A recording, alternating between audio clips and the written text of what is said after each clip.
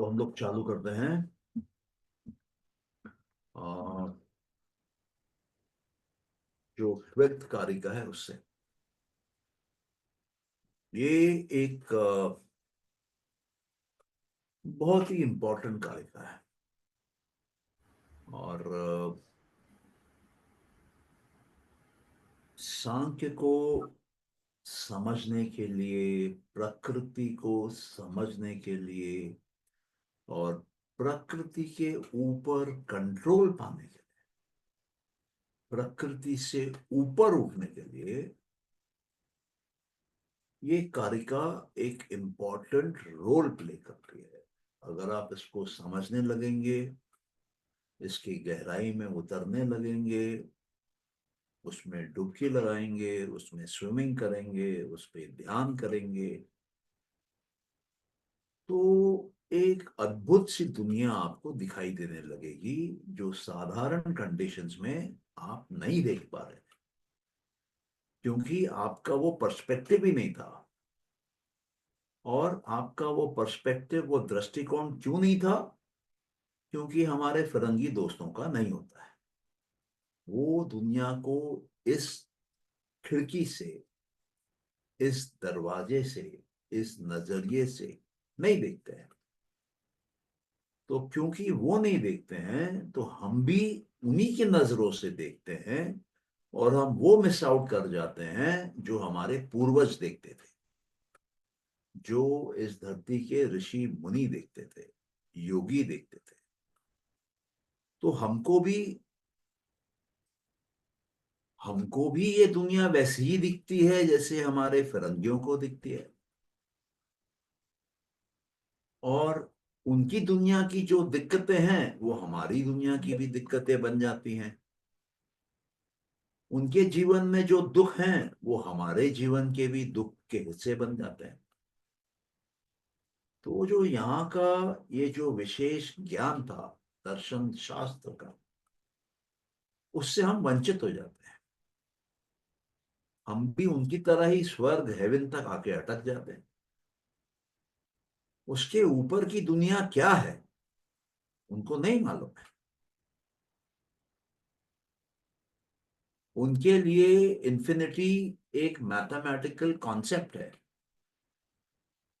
और हमारे लिए वो सच्चाई है जिसको हम फील कर सकते हैं, रियलाइज कर सकते हैं, जिसको हम अपने जीवन में अपना हिस्सा बना सकते हैं। तो ये जो दर्शन शास्त्र है ये आपको लिमिटेड से अनलिमिटेड ले जाता है, फाइनाइट से इनफाइनाइट ले जाता है, बंदर को हनुमान बनाता है, इंसान को भगवान बनाता है। तो सवाल ये उठता है कि ये है क्या? तो हम जब पाश्चात्य जगत के हिसाब से इस सृष्टि को देखते हैं प्रत्यक्ष रूप से, तो हम इसको देखते हैं इंद्रियों के माध्यम से, और इंद्रियों के माध्यम से हम इसका ज्ञान लेते हैं, और इंद्रियों के माध्यम से हम इसका ज्ञान लेके अपने मानस, अपने अहंकार, अपने बुद्धि, या अगर इंग्लिश में लूजली बोले तो कॉन्शियस माइंड, सबकॉन्शियस माइंड और यूनिवर्सल माइंड को देते हैं। और हम सोचते हैं कि जो हमारे इन सेंस के ऑर्गन्स ने देखा वही है बस। तो इसमें एक बड़ा अंतर तो ये आता है कि वेस्ट और ईस्ट, वेस्ट से मैं बोलूंगा वो देश जिनको कि, या जिनमें क्रिश्चियनिटी, इस्लाम और जुडाइज्म, ये जो बिलीफ सिस्टम वाले, रिलीजन वाले लोग हैं, उनमें और हम में, मतलब जो भारत से निकले हुए हैं, अंतर है, बहुत बड़ा अंतर है। हमारे यहाँ दर्शन शास्त्र है, उनके यहाँ नहीं है। हम 11 इंद्रियों की बात करते हैं, वो 10 इंद्रियों की बात करते हैं। उनको वो दिखता है जो स्थूल है, और हम वो देखते हैं जो स्थूल भी है और सूक्ष्म भी है और अति सूक्ष्म भी है। किसके माध्यम से देखते हैं? मानस के माध्यम से। मानस 11वीं इंद्रिय है। तो आते हैं इस 12वें कारिका में और इसकी खासियतों पे। तो पहले तो ये बोलते हैं कि इसमें इसमें मतलब ये जो प्रकृति है जिसके अंदर हम हैं और जिससे हम हैं, और हमसे जो ये प्रकृति है,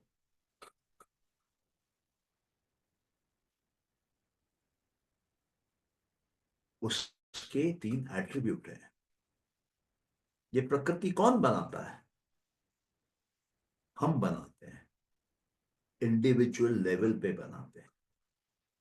ये बाहर बनी बनाई कोई दुनिया नहीं है जिसमें हम माँ के कोख से टपक के बाहर आए हैं। ये हमारी उपज है, ये हमारी प्रोडक्शन है, ये हमारी मैनिफेस्टेशन है, ये हमारी क्रिएशन है। क्रिएटर हम हैं, हमारे अंदर वो क्रिएटर है। तो ये हमारे अंदर की जो क्रिएशन की मैकेनिज्म है वो क्या है? बहुत शॉर्ट में, हमारे अंदर एक यूनिवर्स का माइंड है। यूनिवर्स का माइंड कहीं कोने में चुपचाप छुपा हुआ नहीं बैठा है कि भैया मैं ब्रह्मांड का मन हूं, मैं ब्रह्मांड का चित्त हूं, मैं ब्रह्मांड की बुद्धि हूं, मैं ब्रह्मांड का अहंकार हूं। ऐसा कहीं कोने में नहीं बैठा है। आप और हमारे अंदर है। वो जहां वो पैदा होता है उसको महत बोलते हैं। महत का मतलब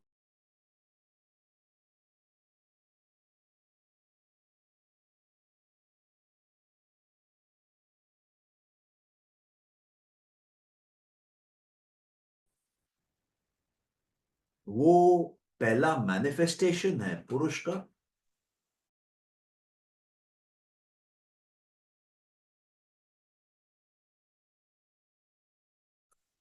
पहला एवोल्यूट है, ये एवोल्यूशन है।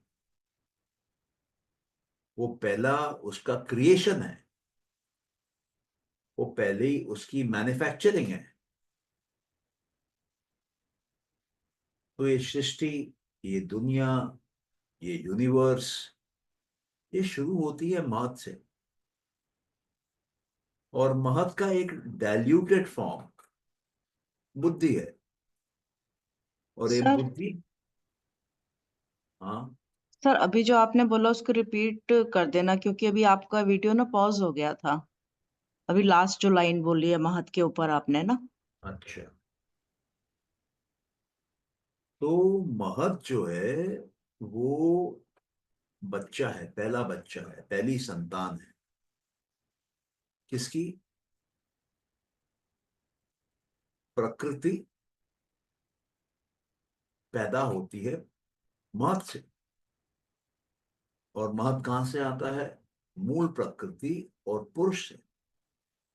जब पुरुष मूल प्रकृति के पास आके किसी जगह मूल प्रकृति में देखता है, तो वहां से ये क्रिएशन का प्रोसेस आरंभ होता है। वहां पे हलचल मचती है, वहां पे मूवमेंट होती है, एक्शन होती है, और ये महत आता है। महत का डाइल्यूटेड फॉर्म, हल्का फॉर्म बुद्धि है। आप महत को, बुद्धि को एक तरीके से ऐसा भी समझ सकते हैं कि ये यूनिवर्स का माइंड है।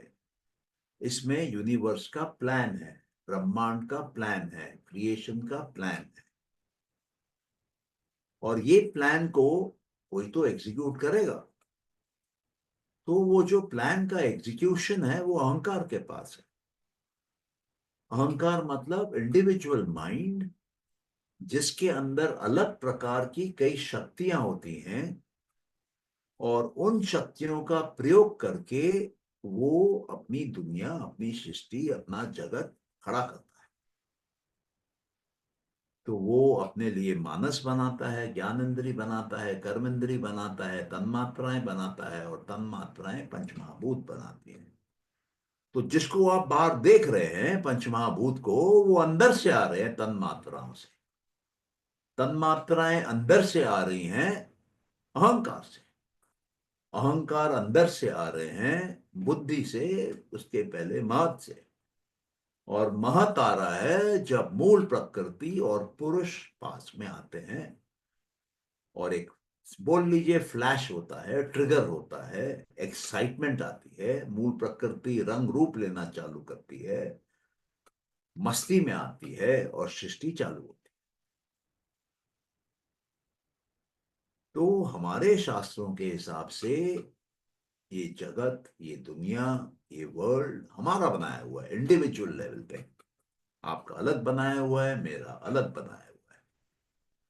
लेकिन ये जो बनाया हुआ है इसमें तीन गुण हैं, तीन क्वालिटी है। ये जो प्रकृति है, जो बनी है, जो मैनिफेस्टेड है प्रकृति, इसके तीन गुण हैं, इसके तीन क्वालिटी है, इसके तीन एट्रीब्यूट है। पहला एट्रीब्यूट क्या है? इल्यूमिनेशन। इल्यूमिनेशन मतलब किसी भी अंधेरी जगह पर लाइट जलाना, रोशनी डालना। तो हम अपने अंदर के चेतना के द्वारा बाहर के वस्तु पे लाइट डालते हैं, रोशनी डालते हैं। और जहां हम लाइट डालते हैं, जहां हम रोशनी डालते हैं, वही हमको दिखाई देती है। जहां हम नहीं डालते हैं वो हमको नहीं दिखाई देती। तो प्रकृति का एक गुण है इल्यूमिनेशन। हम वस्तुओं को इल्यूमिनेट करते हैं, प्रकृति के एक एक कण को हम इल्यूमिनेट कर सकते हैं, पूरे के पूरे प्रकृति को इल्यूमिनेट कर सकते हैं एक साथ। अभी आप जिस कमरे में बैठे हैं, आपको अपना कमरा ही दिख रहा है, शायद उसके कोने की दीवार दिख रही है, या जो आपका डिवाइस है, मोबाइल या लैपटॉप, वो दिख रहा है, चार पांच चीजें और दिख रही हैं। लेकिन जो एक योगी होता है, वो एक अणु से लेके पूरे ब्रह्मांड को देख सकता है। वो फाइन करके अपने आप को, रिफाइन करके अपने आप को, मिनिचराइज करके अपने आप को, एक एटम को भी देख सकता है, एक माइक्रोस्कोप की तरह, और एक बोलिए कि स्पेस टेलीस्कोप की तरह वो पूरे ब्रह्मांड को भी देख सकता है। उसकी रेंज वाइड है, उसकी रेंज 0 से इंफिनिटी तक है।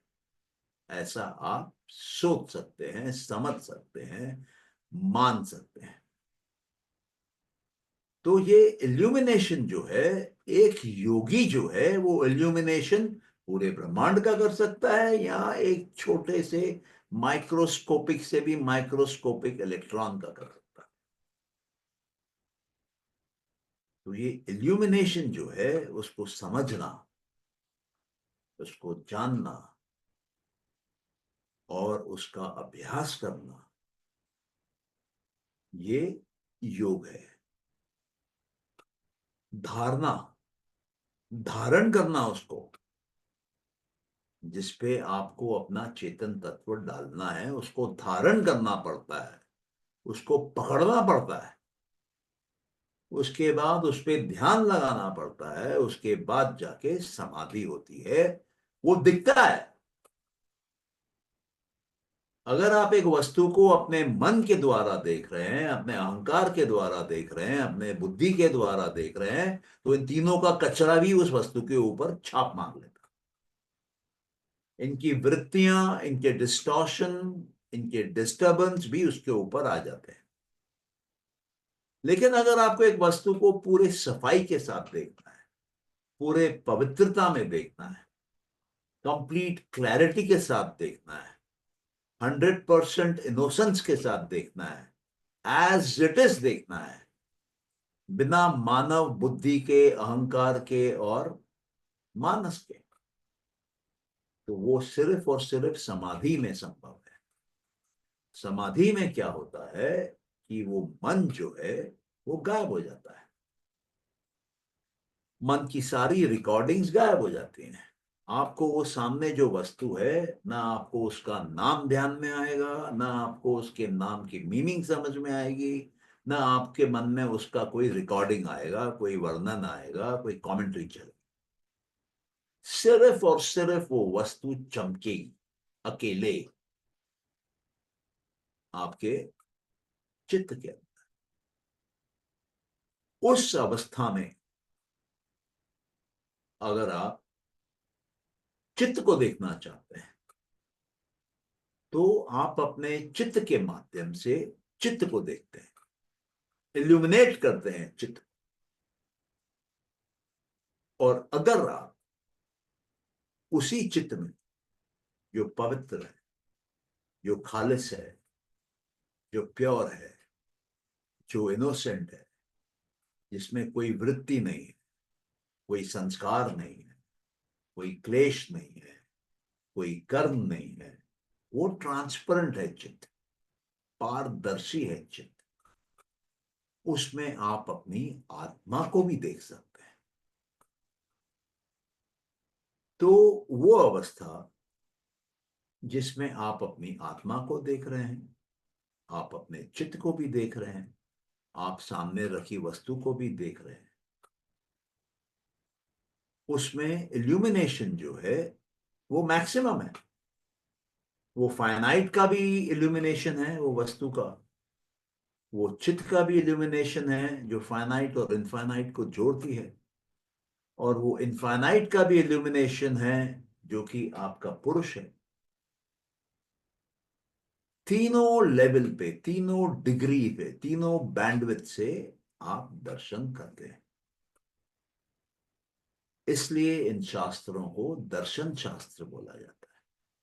ये आपके सामने दर्शन कराते हैं।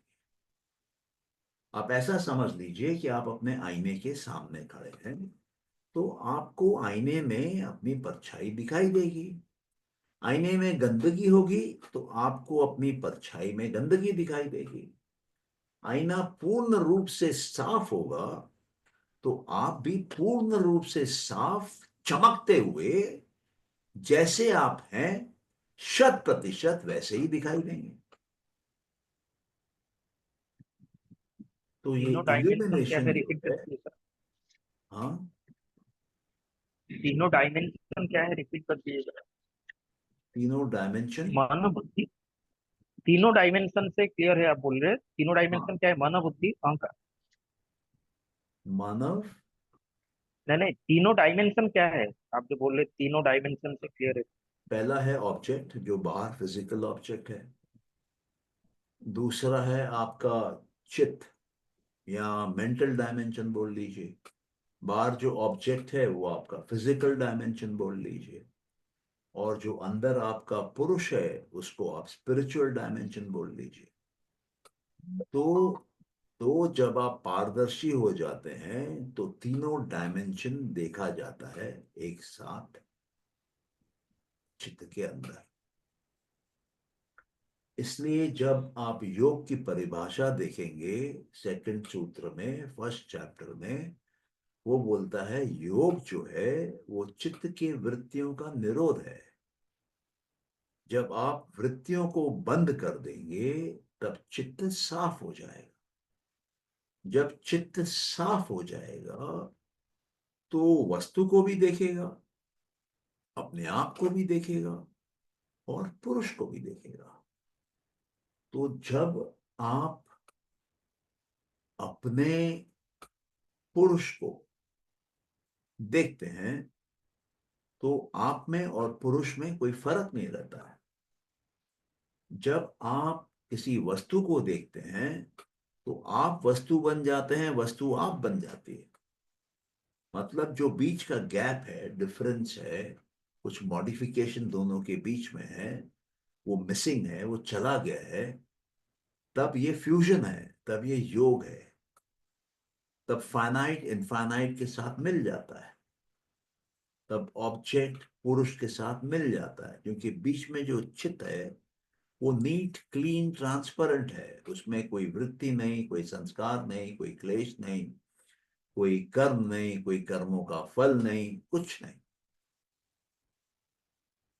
तो इल्यूमिनेशन प्रकृति की सबसे बड़ी क्वालिटी है।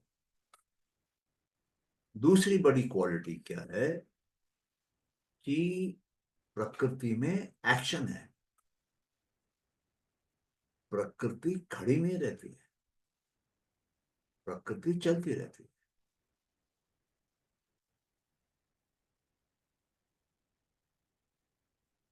तो आपको जो है वो वेस्टर्न वर्ल्ड ये नहीं बोलता है कि चेंज इज कांस्टेंट।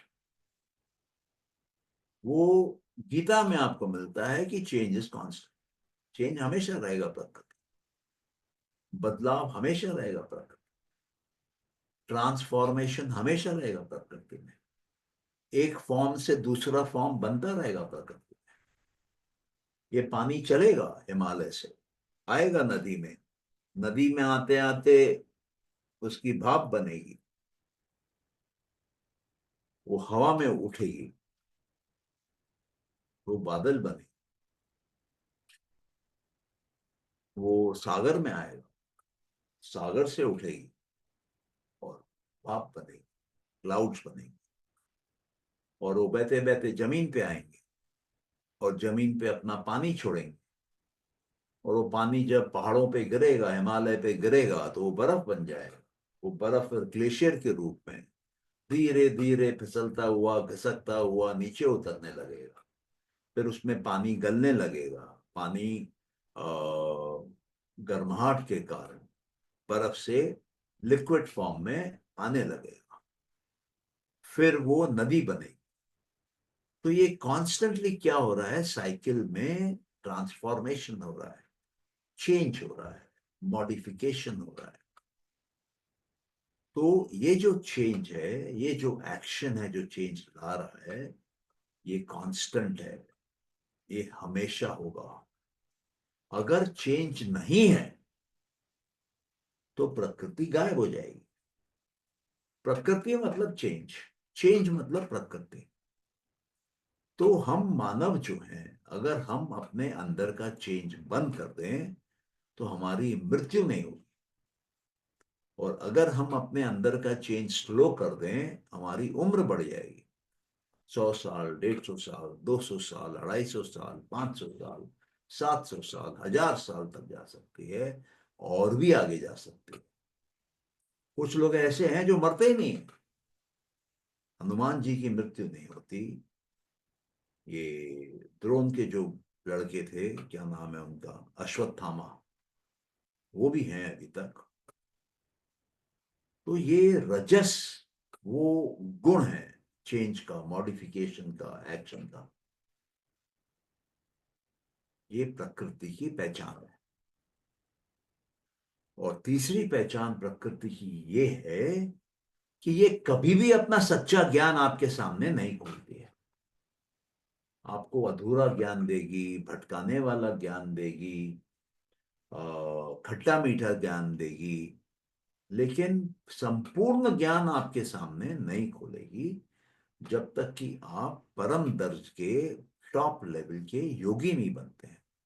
आपका उस लेवल का अभ्यास होना चाहिए जिससे कि प्रकृति आपको प्रज्ञा दे, अंदर की जानकारी दे, आपको सिद्धियां दे, आपको पावर दे, और उस पावर और उस ज्ञान के कारण आपका ज्ञान उसे ऊंचे लेवल पे पहुंच जाता है, आपका पावर ऐसे ऊंचे लेवल पे पहुंच जाता है कि प्रकृति आपको उठा के पुरुष में डाल देती है, आपको मोक्ष देती है, आपको द्वार खोल के बाहर निकाल देती है। तो ये जो एक्शन है, ये बहुत इंपॉर्टेंट है। और तीसरा, डिल्यूजन। डिल्यूजन का मतलब क्या हुआ कि हकीकत कुछ है और आप देखते कुछ और है।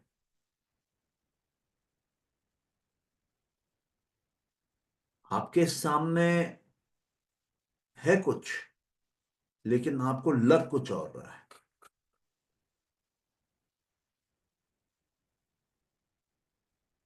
अभी आप उसको कुछ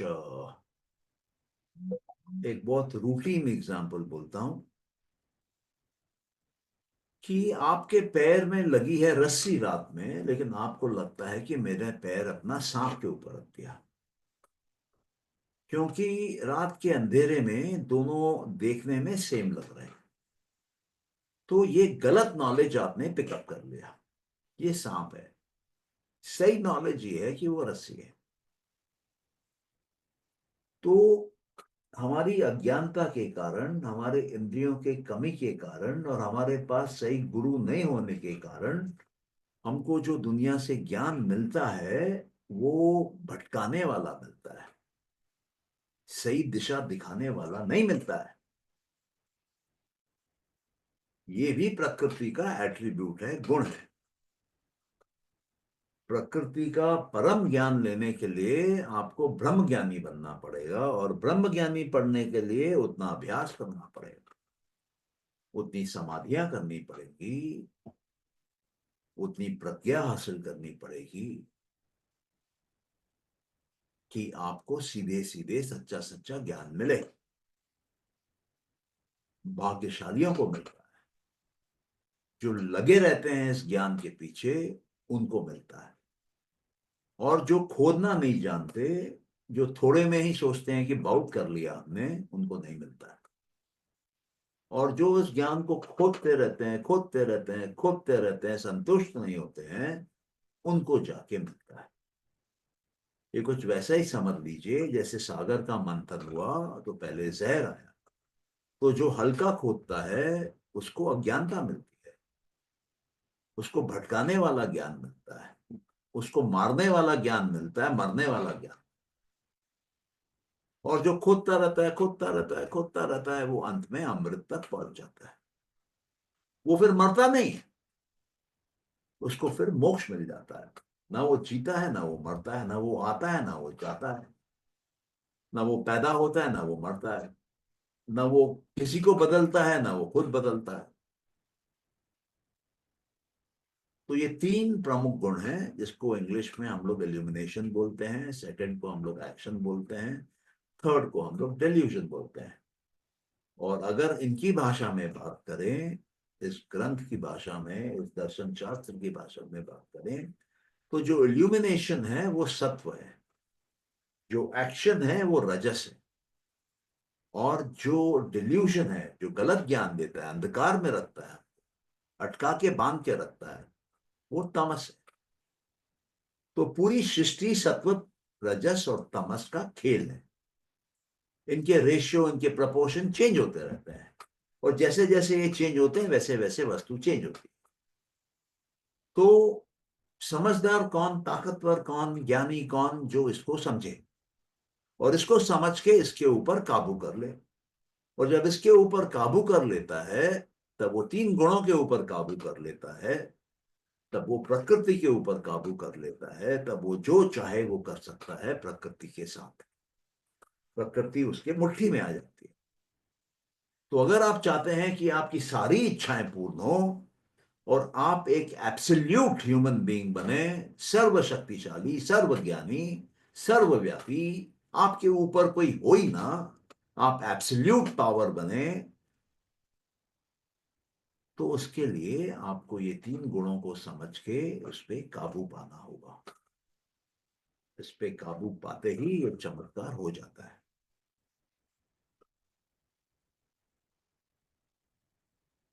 किसी का कोई क्वेश्चन है?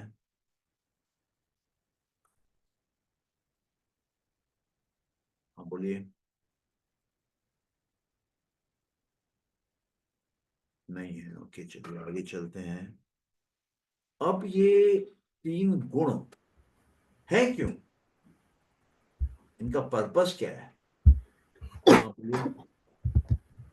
सर जो आप बोल रहे हैं थर्ड वाला जो एट्रीब्यूट है डिल्यूजन, और हम चीज़ को प्रॉपरली नहीं देख पाते हैं और वो हमें भटकाता है, तो वो तो हमारे माइंड के बेस पे ही हो गया ना। जो हमारे माइंड का लेवल है, जो हमारा परसेप्शन का लेवल है, वैसे ही हम देखेंगे चीज़ों को। तो वो प्रकृति का थोड़ी है, वो तो हमारा ही है। आप प्रकृति हैं कि नहीं है? हाँ, हम भी प्रकृति हैं। फिर तो मतलब मुझे ये समझ में नहीं आया कि हम ये 3 एट्रिब्यूट्स जो बोल रहे हैं ये प्रकृति के, क्योंकि everything is dependent on how we are perceiving it ना। अरे madam, my question to you is कि आर यू प्रकृति और आर यू नॉट प्रकृति? हाँ, हम प्रकृति हैं। आप प्रकृति हैं। हम्म, ये जो 3 गुण हैं ये आप में हैं कि नहीं है? इल्यूमिनेशन और चेंज और डिल्यूजन तीनों हम में हैं। हाँ हाँ, ये सत्व रजस तमस, ये 3 गुण आपके अंदर हैं कि नहीं? एक्चुअली हाँ। सत्व इतना रजस तमस, हाँ इतना हम में सोच है। क्यों रही हैं? हाँ नहीं, बोलिए। हम में है, बिल्कुल है। आप में बिल्कुल हैं। अच्छा रुकिए अभी। आप जब आईने के सामने खड़ी होती हैं तो आपको आईने में कौन दिखाई देता है? खुद को देखते हैं हम। हाँ। तो जो आपके गुण होंगे वही आपको बाहर वस्तु में दिखाई देंगे। हम्म, अभी क्लियर हुआ आपको? हम्म। नहीं हुआ हो तो पूछिए। सर अभी एंड में आपने बोला कि इल्यूमिनेशन सत्व है और जो चेंज है वो रजस है और डिल्यूजन तमस है। हाँ तो तो वो गुण जो अभी तक हम जिन गुणों की बात करते आ रहे हैं वो ही आ गए, सत्व रजस तमस। हाँ। मगर उससे पहले जब आप समझा रहे थे हम्म, और आपने बोला कि एट्रीब्यूट्स 3 हैं, इल्यूमिनेशन, चेंज और डिल्यूजन, तो हाँ। मुझे लगा ये कुछ दूसरे हैं। ओके। एक्चुअली क्या है कि हम जो सांख्य कारिका कर रहे हैं उसमें ये गुणों को इस कारिका में इंट्रोड्यूस किया जा रहा है। ओके। ये सांख्य कारिका के ऑथर को तो नहीं मालूम ना आप योग सूत्र पढ़ के आए हैं। अच्छा, इसको तो नहीं ना, इसको नहीं मालूम कि आपको मालूम है कि सत्व क्या है, रजस क्या है, तमस क्या है। तो ये जो रीडर है, जो स्टूडेंट है, जो स्टडी कर रहा है शास्त्र को, उसके लिए वो लॉजिकली अपने थॉट्स प्रेजेंट करते हुए, फ्लो करते हुए आगे बढ़ रहा है। और ओके। हमेशा याद रखिए कि एजुकेशन का एक बेसिक फंडामेंटल रहता है, from the known to the unknown. हाँ, हाँ। तो पहले आप स्टूडेंट से वो बात करिए जो कि वो जानता है। हुँ, उसके हुँ, बाद में जो वो नहीं जानता है वहां पर उसका हाथ पकड़ के ले जाइए, वो पहुंच जाए। लेकिन हुँ, अगर आप उससे बातचीत चालू करेंगी वहां की जो कि वो नहीं जानता है, वो बीच रास्ते में आपका हाथ छुड़ा के भाग जाए। हुँ, हुँ, ये आपको समझ में आ रहा है मैं क्या बोल रहा हुँ, हुँ, ठीक हूँ? है। ओके। अभी भी आपको कोई डाउट है तो पूछिए। नहीं, अब क्लियर है मुझे। ओके। Thanks sir. तो आगे बढ़ते हैं। ये कहते हैं कि इनका पर्पस क्या है? ये जो सत्व है, रजस है, तमस है, या ये जो इल्यूमिनेशन है, ये एक्शन है, और ये जो फॉल्स नॉलेज है, इसका पर्पस क्या है? ये कौन बताए? गुणों का पर्पस क्या है?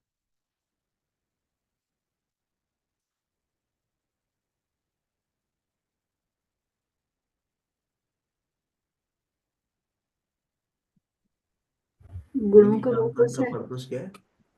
गुणों का पर्पस है हमें एक्सपीरियंस देना। हाँ। हमें मतलब कौन? पुरुष को। हाँ। तो ये गुण जो हैं ये अल्टीमेटली पुरुष के लिए नाच रहे हैं, पुरुष के लिए बदल रहे हैं। तो ये कैसे बदलते हैं ये गुण? तो इन गुणों में ऐसा होता है कि ये कभी कभी एक दूसरे को म्यूचुअली डोमिनेट करते हैं और कभी कभी सपोर्ट करते हैं और कभी कभी प्रोड्यूस करने लगते हैं नया और कभी कभी कोऑपरेट करने लगते हैं। मतलब ये एक दूसरे को मारते पीटते भी हैं और दोस्ती भी करते रहते हैं और हेल्प भी करते रहते हैं और खत्म भी करते रहते हैं। ये आपको समझ में आया?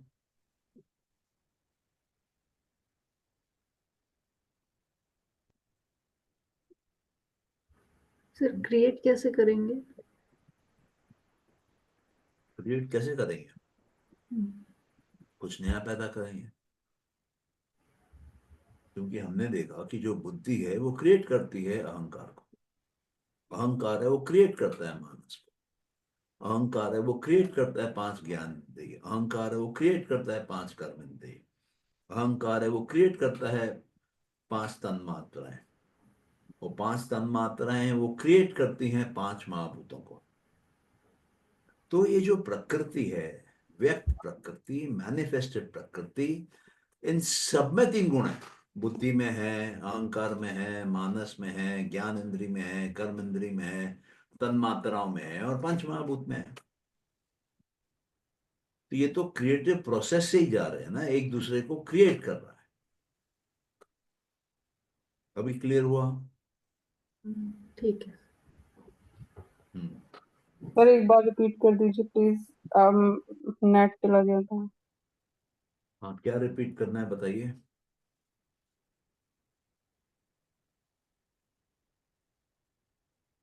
सर आप बता रहे थे ना ये नया भी क्रिएट करते हैं, कुछ ना कुछ नया क्रिएट करते हैं, पैदा करते हैं। हाँ, क्योंकि बुद्धि जो है वो भी प्राकृतिक है, उसमें भी तीन गुण हैं। और अहंकार जो है वो भी प्राकृतिक है, उसमें भी तीन गुण हैं। सारे में है। मानस में तीन गुण हैं, ज्ञान इंद्रियों में है, कर्म इंद्रियों में है, तन्मात्राओं में है, पंचमहाभूत में है। तो बुद्धि तो क्रिएट कर रही है ना अहंकार को। अहंकार क्रिएट कर रहा है बहुत चीजों को। तो जहां गुण होते हैं वहां क्रिएशन होता है। ये बात समझ में आ रही है जो मैं बोल रहा हूं?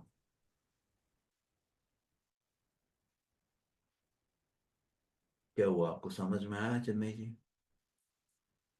हाँ जी सर।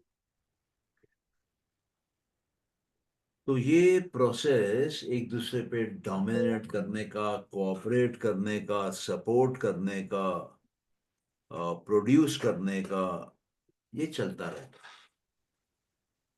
और इसको प्रिडिक्ट करना मुश्किल रहता है कि कब ये कोऑपरेट करेगा और कब ये झगड़ा करने लग जाएगा।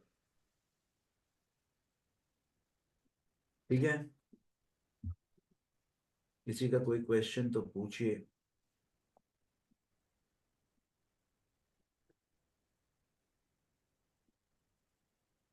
सर ये ये जो बदलते तीनों रहते हैं ना, सत से रज में, रज से तम में। नहीं, मैं सुन नहीं पाया, दोबारा बोलिए। सर जी ये जो गुण है ये चेंज होते रहते हैं ना, सत से रज में, रज से तम में, तम से।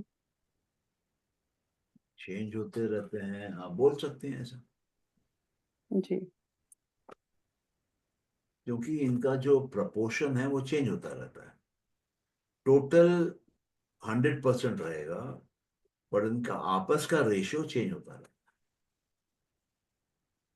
है। ये समझ में आ रहा है क्या बोल रहा हूँ?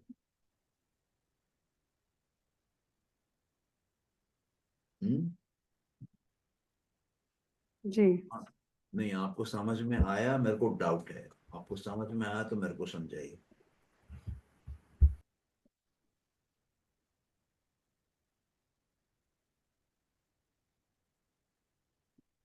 मुझे समझाइए। समझ आया, समझा नहीं पाऊंगी सर। हाँ, तो फिर आपको समझ में नहीं आया है, मैं कोशिश करके दूसरे शब्दों में समझाता हूँ। Thank you sir. मान लीजिए ये तीनों गुण मिला के 100 है। तो एक संभावना ये हो सकती है कि जब हम सात्विक प्रकृति में हैं तो सत्व 60 है रजस 20 है, तमस 20 है, तीनों मिला के 100 हो गए। लेकिन सत्व ज्यादा है इसलिए वो सात्विक प्रकृति। जी। फिर एक संभावना ये हो सकती है कि सत्व 20 है, रजस 60 है, तमस 20 है, तो तीनों मिला के वापस 100 हो गए, पर जी। अब ये राजसिक प्रकृति है। जी हाँ, रजस ज्यादा हो गया। जी। तीसरी संभावना ये है कि सत्व भी 20 है, जी। रजस भी 20 है, तमस 60 है, जी। ये तीनों मिला के वापस 100 है, जी। लेकिन ये तामसिक प्रकृति है। जी। जी ठीक। अब जब ये तीनों बराबर है, जी। मान लीजिए 33.33, 33.33, 33.33, तो इनको जोड़ने पे अपने 100 तक पहुंचेंगे। जी।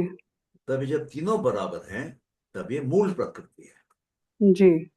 क्योंकि इसमें कोई गुण चढ़ा हुआ नहीं है दूसरे के ऊपर। जी। तो जब ये मूल प्रकृति है वहां शांति का एहसास होता है, क्योंकि गुण लड़ नहीं रहे हैं। जी। जब ये सात्विक होती है प्रकृति, तब हमको आनंद का एहसास होता है, ज्ञान का एहसास होता है। जब ये राजसिक होती है प्रकृति, तब हमको चेंज का, मोशन का, एक्टिविटी का एहसास होता है। तब हमारे मन में, हमारे अहंकार में, हमारे चित्त में विचार बंदरों की तरह दौड़ रहे होते जी। हैं। और जब हम तामसिक होते हैं, जी। तब एक किस्म से बोलिए सुस्ती, inertia, non movement, non action, अंधकार, डार्कनेस, इग्नोरेंस, अविद्या, ये सब रहती है। जी। ओके। जी। तो थैंक। इन सब में फर्क क्या है, इन चार में? ये रजस, सत्व और तमस के परसेंटेज का, आपस के डिफरेंस का, है ना।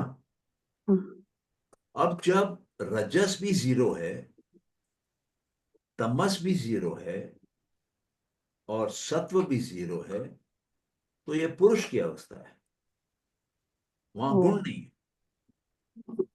तो क्योंकि वहां रजस नहीं है, वहां बदलाव हो ही नहीं सकता। क्योंकि वहां सत्व नहीं है, वहां अच्छा बुरा नहीं हो सकता। क्योंकि वहां पे रजस नहीं है, तो वहां पे एक्शन, नॉन एक्शन नहीं हो सकता है। क्योंकि वहां पे तमस नहीं है, तो वहां पे भारीपन नहीं हो सकता है, वहां पे अंधकार नहीं हो सकता है, वहां पे सुस्ती नहीं हो सकती है। आप मेरी आवाज सुन पा रहे हैं सब लोग? हाँ जी। हाँ जी। वो मीना जी को थोड़ी दिक्कत हो रही है सुनने में। ओके। जी सर, आपकी आवाज कल भी ऐसी बहुत स्लो थी सर, कल परसों भी थोड़ा सा और। नहीं, बट मैं आवाज बढ़ाऊं कैसे अपनी? एक मिनट रुकिए।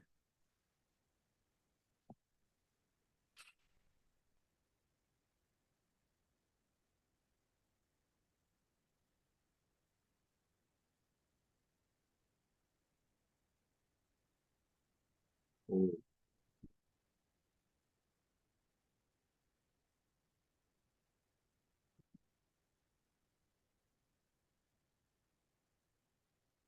अभी देखिए आवाज आपको आ रही है? हाँ अब लाउड हुई सर। हाँ तो वेरी हाँ, वो माइक्रोफोन का वॉल्यूम नीचे आ गया। ओके। हाँ, तो कहाँ थे हम, क्या बोल रहे थे? हाँ, हम लोग पुरुष की बात कर रहे थे। तो ये 5 मैथमेटिकल स्टेट्स हैं एग्जिस्टेंस के। एक, या तीनों गुण शून्य हो, वो पुरुष। या तीनों गुण समान हो, वो मूल प्रकृति। या सत्व ज्यादा हो, वो बुद्धि। या रजस ज्यादा हो, वो अहंकार। या तमस ज्यादा हो, वो मानस। अभी समझ में आया सबको? हाँ, लोग जवाब नहीं देते, हमें समझ नहीं आता है कि आपके कान में मेरी बात जा भी रही है कि नहीं जा रही है। आया सर। Very ओके, तो जब आप इन 3 गुणों को समझेंगे तब आप मानस को समझेंगे, अहंकार को समझेंगे, बुद्धि को समझेंगे, मूल प्रकृति को समझेंगे और पुरुष को समझेंगे। और जब आप इन 5 को समझ लेते हैं तो आप पूरे क्रिएशन को समझ लेंगे, और क्रिएशन के बाहर जो पुरुष है उसको भी समझ रहे हैं आप। कुछ समझने को रह ही नहीं जाएगा, आप ब्रह्मज्ञानी बन जाएंगे और आपके लिए मोक्ष का दरवाजा खुल जाएगा, आपको आमंत्रण करके बुलाया जाए। जी सर। ये बात समझ में आ रही है? जी सर। हाँ जी सर। हाँ, इसलिए इन गुणों को समझना जरूरी है। इसलिए इन गुणों के ऊपर आपके मन में कोई भी प्रश्न आता है तो पूछना जरूरी है। ठीक है? जी सर। ओके, तो यहाँ पे क्लोज करें आज का। जी सर। चलिए फिर, ओके। जी sir. Thank you sir. Thank you sir. Okay sir. Thank you sir. Welcome.